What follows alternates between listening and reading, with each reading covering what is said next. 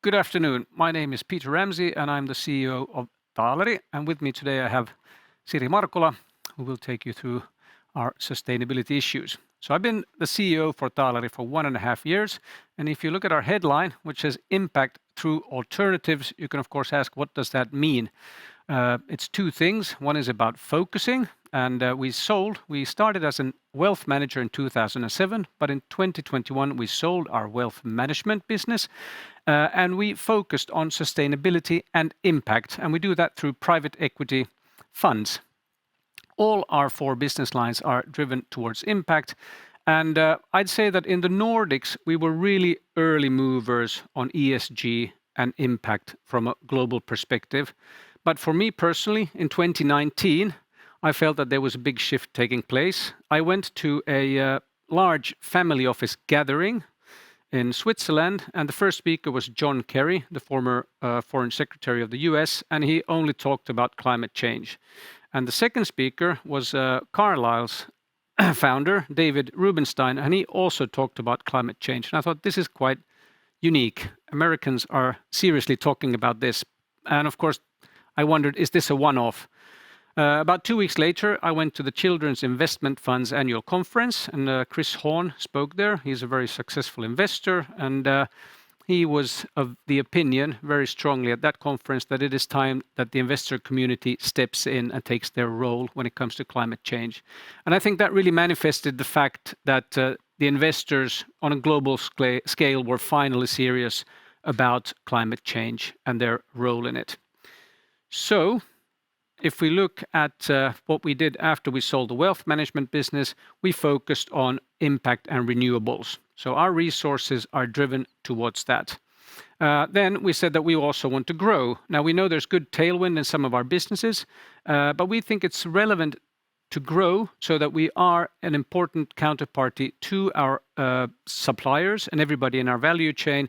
And we also think that through growth, we will attract the best talent and also retain them within the company. And then finally, a couple of words about returns. So you can do impact investing profitably. That's what we intend to demonstrate. And that, of course, creates value for our investor base, our limited partners, as well as our shareholders. Now, Taaleri's vision is to be a Nordic forerunner in alternative investments focusing on sustainability. And I think we were the first ones to develop wind farms in Finland, that is being a forerunner. We were also the first ones to come out with a dedicated bioindustry growth fund. And our mission is to use our capital and our expertise to build a better future. Now for us, the question is, so what is our edge then compared to somebody else? I'd say it starts with that we principally have the right technical skills within our company. That means it can be engineers that have the right technical skill, and it means for us that they are entrepreneurial by nature and they also understand what value creation is. And when we combine that with the financial skills we have in solving even complex financial issues, then that is what we feel is our edge, and that's why we've chosen to operate the way we do. And this is then our business model where you can see how we operate. So on the right-hand side, we have our private asset management business, where really impact is in the core as well as sustainability. We have 3 businesses within the private equity part. It's the renewable energy, it's our bioindustry business, and our real estate business. And what do they share in common? Well, they can share tools, they can share best practice, and then we have a common distribution towards our investors. And the impact within Taaleri really happens within these funds or with any co-investments that we do, and then that also our shareholders reap the benefits of the fact what we're doing in these funds. And on the right-hand side, we have what we call our strategic investment, that is Garantia. It's our credit insurance business, which has been very profitable and funding a big part of our growth within the private equity side. A couple of numbers about Taaleri. As you can see on the right-hand side, there's the history, started in 2007. Last year, we have a total income of 63 million euros and an operating profit slightly over 27 million euros. We have 2.5 billion euros of assets under management, of which about 55% are within our renewable energy, and then our personnel is slightly over 110 people. Now, if we look at the mega trends that are driving Taaleri forward, we know about climate change, and climate change for us is really a huge opportunity. And here, if we sort of look at the sort of challenges the world is facing, it's all about trying to limit the global warming and reducing greenhouse gases. And of course, our renewable energy, as I mentioned, but also our bio-industry creates solutions towards climate change. Siri Markula will talk more about the regulations surrounding this. Electrification is another trend, and this means really replacing fossil fuel technologies as we know them today with technologies that run on electricity. And of course, here we have it within the renewable space. We do wind, we do photovoltaic, i.e. solar panel parks, and then we have also moved into battery storage recently. And then if we look at the changing values of consumers, of course, values always change for consumers, but in the last decade or so, we've seen a clear move towards consumers being more knowledgeable, and they want to have information on their carbon footprint, on the sustainability, not only on the products, but on the value supply chain. And I'd say, you know, also recycling and other issues are sort of driving this. And I'd say our bio industry really caters to these changes. And finally, if we move over to urbanization, we know that that trend continues, and rental housing will be in more demand.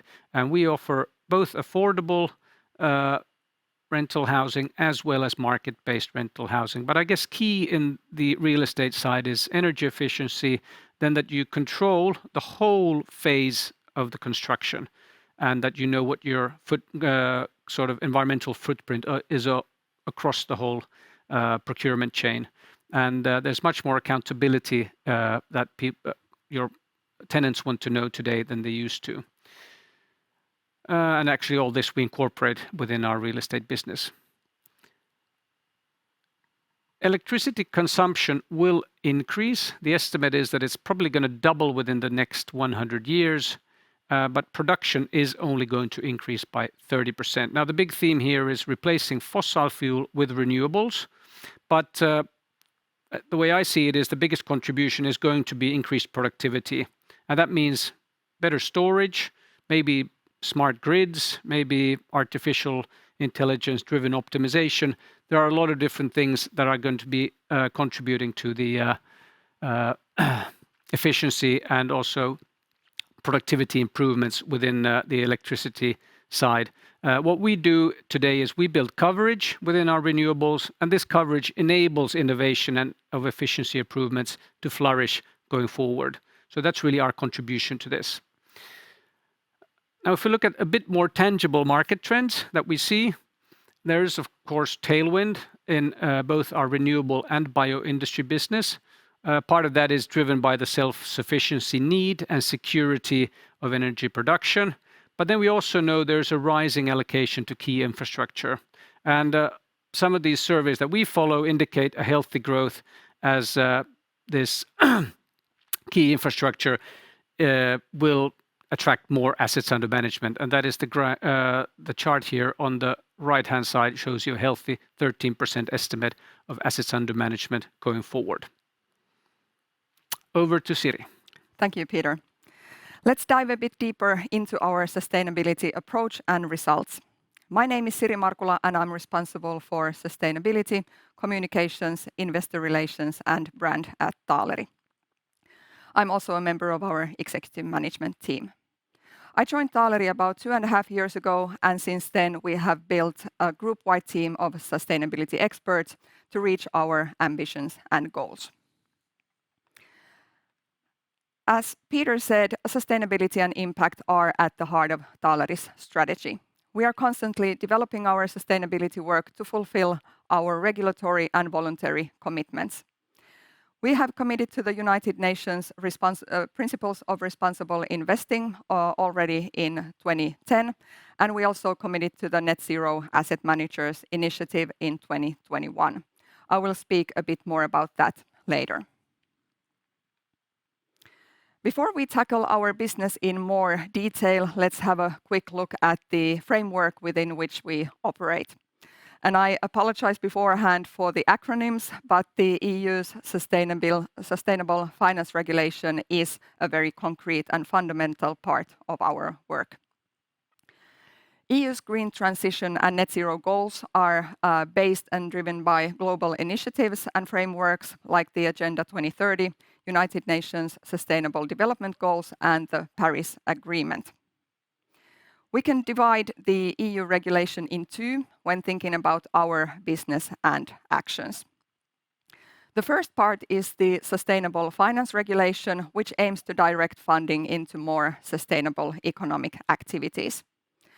The demand for ESG and sustainable investment products has grown considerably, but the problem has been that there has not been adequate transparency and comparability. There has, for example, been so-called cherry picking, where the fund managers might have reported more about their positive impacts and things and left out the not so good things.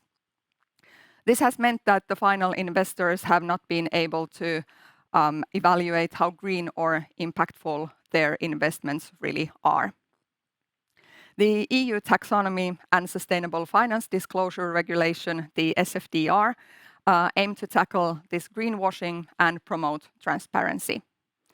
The taxonomy is a classification system establishing a list of environmentally sustainable activities, but in order to be taxonomy aligned, the investments have to fulfill strict additional criteria. The SFDR, as its name implies, the disclosure regulation, defines how we as fund managers must disclose information concerning sustainability about our products to the investors. Although I must add that as this is new regulation, there are still different interpretations and different ways of working, but this will hopefully be more consistent as we move forward.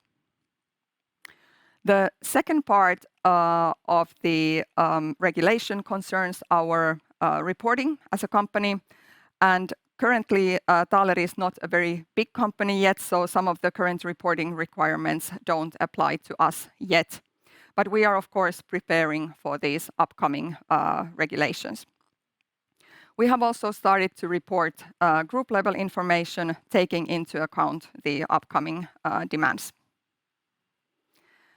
Now let's take a look at our products, the private equity funds. We talk a lot about SFDR Article 9 and 8 funds, as according to our strategy, our new funds are either Article 9 or 8. According to SFDR, funds are classified as Article 6, 8 or 9, and these funds have different levels of disclosure and sustainability requirements, where Article 6 is at the lowest level. Article 8 funds promote environmental and or social characteristics, for example, Taaleri Rental Home Fund, which promotes both by providing affordable and energy-efficient living. These funds may make sustainable investments, but that's not their goal as such. On the other hand, Article 9 funds' goal is to only make sustainable investments, and those must contribute to one environmental objective of the taxonomy. They also must not cause significant harm to any other objectives, and they must be aligned with minimum social safeguards. The minimum social safeguards mean that the investments meet certain minimum governance standards when it comes to human and labor rights, bribery, taxation, and fair competition. Unfortunately, today we don't have time to go through our investment processes, but those are presented in our public policies and explain, for example, our due diligence processes and how we consider sustainability risks. Approximately 75% of our assets under management are in Article 9 or 8 funds, and we are, of course, very proud of that. All of our renewable energy funds, also the older ones, are Article 9 ones, as well as the Taaleri Bioindustry 1 fund. We also have the upcoming Taaleri Solar Wind 3 fund, which of course will also be Article 9. There has been quite a lot of media coverage about hundreds of funds that were downgraded from 9 to 8, especially in the end of last year, as fund managers realized that their funds will not meet the Article 9 demands. And most of those funds were passive funds, and they invested in listed equity. The reason why Taaleri is able to meet the Article 9 goals and demands is that we are often responsible for the whole life cycle of the project or investment, meaning, for example, development, construction, and management of the project. We also have representation on the investees' board of directors, and for example, in the case of bioindustry, we engage in very active cooperation with the investees and, for example, train them in sustainability. So it's a very different ballgame for us compared to the equity funds. Now let's have a quick look at our businesses. In renewable energy, our sustainability goals are naturally replacing fossil energy production and mitigating climate change. Last year, our share of our fund's emission reduction was 600,000 tons of CO2 equivalent. And I'd also like to highlight that we are the largest wind power producer in Finland, currently with a 12% market share. As a concrete example of our funds, we have here our currently biggest renewable energy fund, Taaleri Solar Wind 2. It's an international fund with projects in the Nordics, Baltics, Poland, Southeast Europe, and Texas. The geographical allocation is very important when we think about the impact of the fund. The carbon offsets are bigger, and thus the projects are more impactful in the markets where currently the majority of energy comes from fossil sources. So, for example, in Serbia and Poland, the offsets are 3.5 to 4.5 times as big as in Finland. As many of the projects were still under construction last year, the fund's offsets will approximately double in the future to over 1 million tons of CO2 equivalent annually. And we are also very proud that this fund was awarded the Best ESG Fund in Energy Transition by Private Equity Wire last year. In real estate, we were one of the first fund managers to introduce housing funds in Finland, and our sustainability goals are energy efficiency and accessibility of housing. The Taaleri Rental Home Fund has built almost 900 affordable rental apartments, and also our newest housing fund, Housing Fund 8, is an Article 8 fund. Bioindustry is a very exciting new private equity business at Taaleri, and we were, as Peter said, the first in Europe to introduce a fund solely focused on bioindustry. The idea of the fund is to invest in industrial scale plants that enable the growth of the bioeconomy sector globally. The sustainability goals are climate change mitigation, promotion of circular economy, and replacement of fossil and virgin materials. Last year, 94% of materials used by the bioindustry fund's investees were renewable or recycled. The Finnish Climate Fund is the anchor investor in the bioindustry fund. Then let's move on from our products to Taaleri Group. As you know, every business operation has both positive and negative impacts. Here's a picture of Taaleri's net impact according to the Upright platform.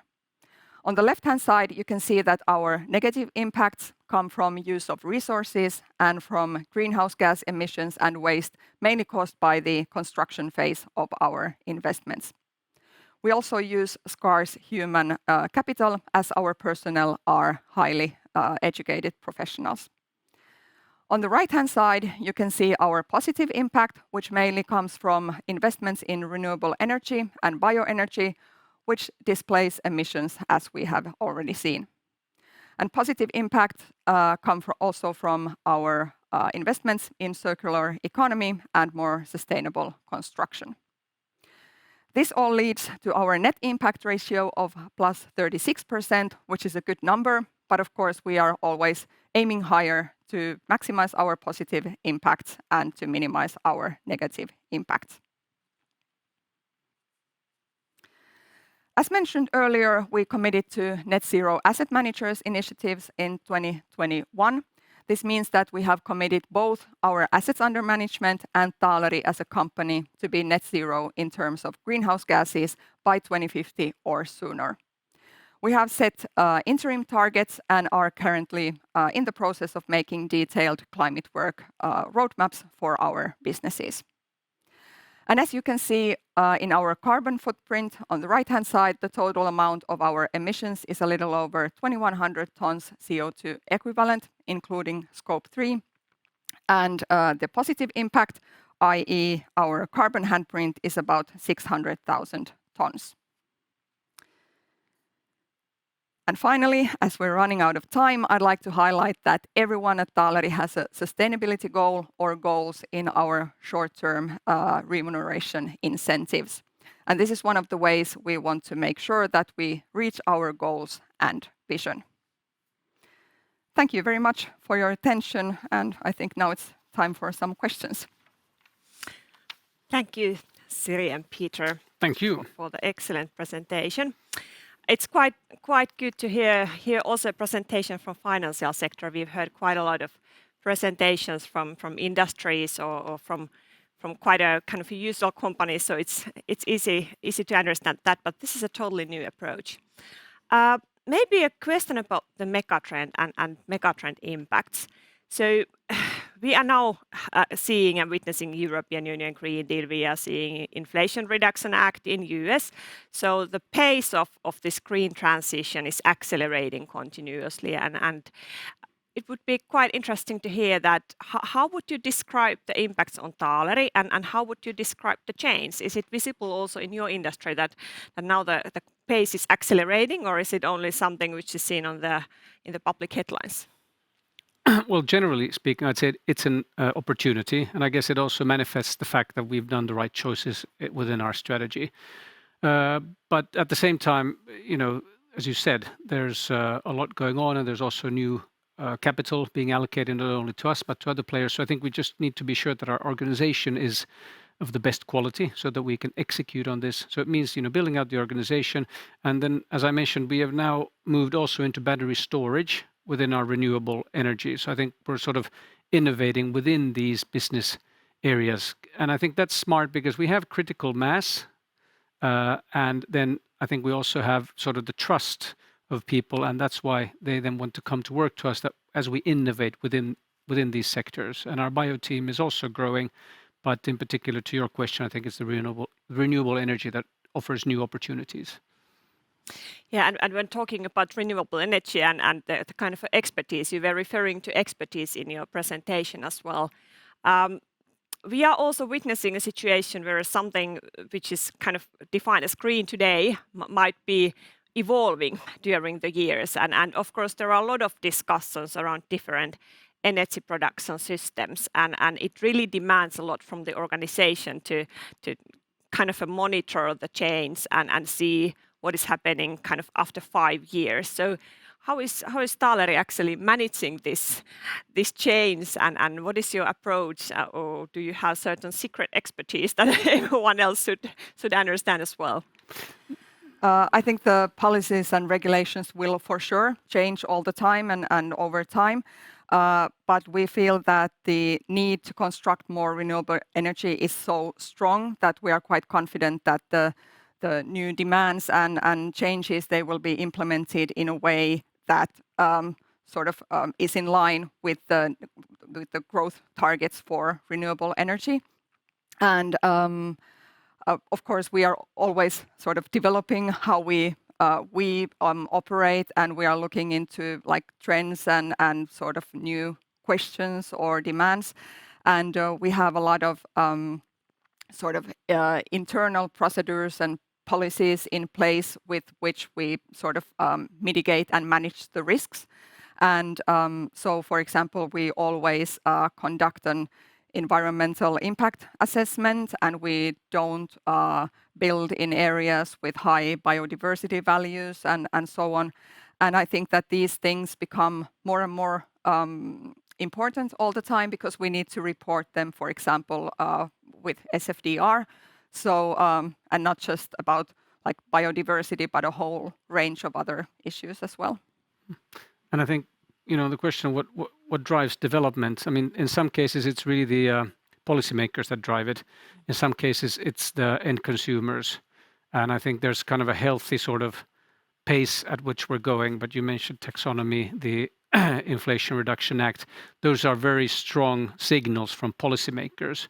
And then they, of course, the idea is that they drive how money is allocated. And for us, naturally, we have to follow those and we have to sort of understand what's going on. But why not mention the recent elections in Finland? We're waiting to see what our new government is going to say.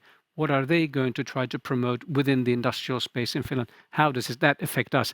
That we cannot foresee, but of course, when we get the information, it is really important that we sort of interpret it in the right way, and then that we perhaps have a dialogue with the policymakers so that we understand that is this your aim? Yeah, exactly. And I think that dialogue is actually really important for all the companies going forward. Yeah. And then taking a look at the future, you already mentioned the battery storage.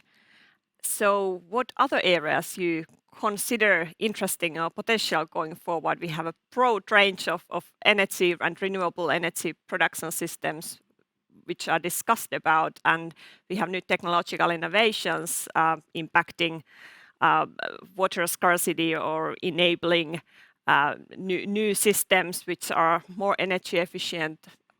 Where do you see that the potential lies?